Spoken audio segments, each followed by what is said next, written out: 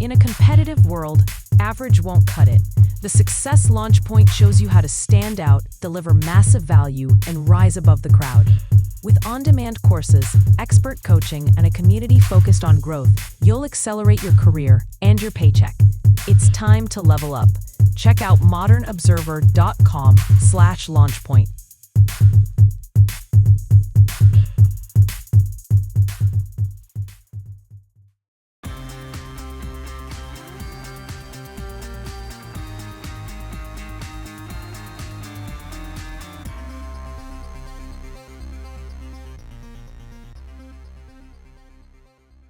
A deal for lower drug prices, Nancy Pelosi to retire, another setback for EVs, and more.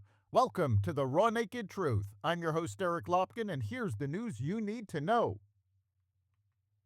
President Donald Trump on Thursday announced deals with pharmaceutical giants Novo Nordisk and Eli Lilly that would cut the cost of the lowest doses of their in-demand weight loss drugs, lowering the barrier for new patients to access treatment. Under the plan, Novo Nordisk said the lowest doses of Wegovy will cost $149 for a month's supply for approved patients and will extend across all the company's direct-to-patient offerings. The company also confirmed plans to lower prices on its injectable drugs, including Wegovy and Ozempic, under Medicare Part D, Medicaid, and self-pay channels.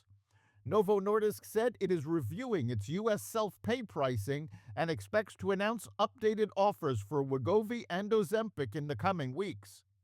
For self-pay patients, Lilly said it will offer Zepbound starting at $299 for the lowest dose and up to $449 for higher doses, roughly $50 below current direct-to-patient prices and comparable to prices in Europe through the company's digital pharmacy platform, Lilly Direct. Lilly's new once-daily oral obesity pill that is still awaiting federal approval will also start at $149 for the lowest dose.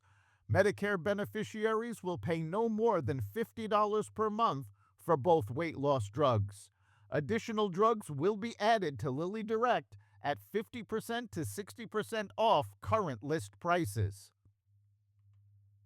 Former House Speaker Nancy Pelosi will not seek re-election in 2026, marking an end to a decades-long career that made her the first female Speaker of the House. The news comes after a few weeks of speculation that she may not seek a 21st term in the House after California State Senator Scott Wiener launched a primary bid against the longtime Congresswoman in late October. In a roughly 6-minute clip posted to X titled "Thank You, San Francisco," Pelosi praised her constituents and said, "We don't fear the future, we forge it. For decades, I've cherished the privilege of representing our magnificent city in the United States Congress," Pelosi said. The Supreme Court on Thursday ruled President Trump's State Department can prohibit transgender Americans from listing their gender identity on their passports for now. It hands another legal victory for Trump in his efforts to eviscerate what his administration calls gender ideology. The Justice Department brought the emergency appeal after lower courts blocked the passport policy for being rooted in irrational prejudice. Displaying passport holders' sex at birth no more offends equal protection principles than displaying their country of birth. In both cases, the government is merely attesting to a historical fact without subjecting anyone to differential treatment, the majority wrote in its unsigned ruling. A U.S. appeals court on Tuesday cleared the way for Florida to enforce a law restricting real estate and land purchases by Chinese citizens, rejecting claims that it violates federal law and discriminates against Asians.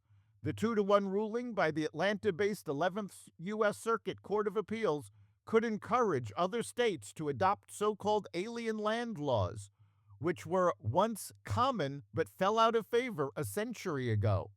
Lawmakers in more than 30 states have passed or introduced bills restricting foreign property ownership. China's exports in October declined for the first time in nearly 2 years, Outbound shipments dropped 1.1% in October in U.S. dollar terms from a year earlier, their first contraction since March 2024, when exports shrank by a staggering 7.5%. Exports decline was unexpected as economists had anticipated a 3% growth, according to a Reuters survey, and compared with a 6-month high growth of 8.3% in September. Ford executives are in active discussions about scrapping the electric version of its F-150 pickup, according to people familiar with the matter, which would make the money-losing truck America's first major EV casualty. The Lightning, once described by Ford as its modern Model T for its importance to the company, fell far short of expectations as American truck buyers skipped the electric version of the top-selling truck. Ford has racked up $13 billion in EV losses since 2023. Overall EV sales, already falling short of expectations, are expected to plummet in the absence of government support. And big electric pickups and SUVs are the most vulnerable. The demand is just not there for F-150 Lightning and other full-size trucks, said Adam Kraushar, owner of Lester Glen Auto Group in New Jersey. He sells Ford, GMC, Chevy, and other brands. We don't order a lot of them because we don't sell them. That's the Raw Naked Truth.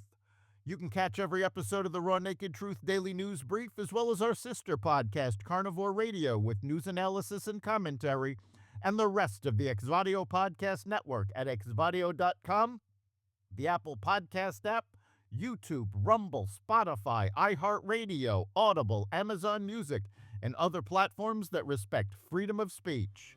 We'll see you next time.